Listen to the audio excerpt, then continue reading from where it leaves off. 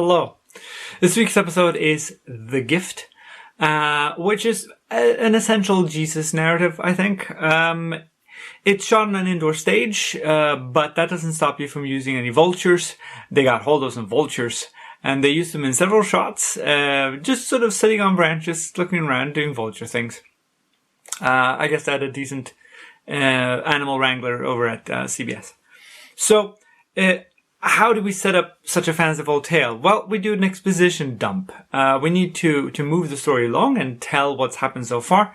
And how do we do that? Well, we have someone dictate a telegram. And the telegram will essentially encapsulate the entire backstory. It's a really sort of clever way of going about it, I think, for a limited span like this. And it works. The Jesus metaphor is very, very heavy in this. They call, the barkeeper Judas, and he's doing that pose. And they talk about what would Jesus be like if he came here today, that sort of stuff. So, what is it, Kat? Don't you like the story? I guess she doesn't like the story. I sort of like it. It's a weird little tale. I think I've read something similar, something a bit older, but it was written by a Soviet sci-fi author, so I'm guessing they wouldn't bring it into American Cold War setting.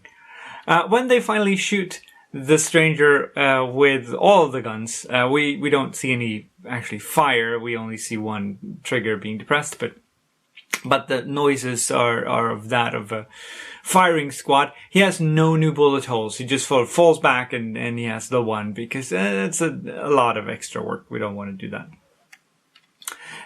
Next week's episode is The Dummy, but before that, this episode ends with an ad for the tobacco, the Chesterfield cigarettes that Rod was sponsored by.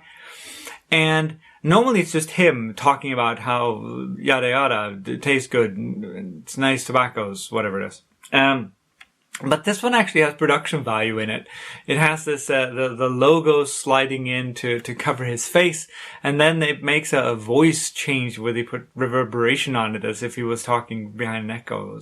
It's weird. So, they used the show to produce, a fairly advanced little ad compared to him just talking at the camera.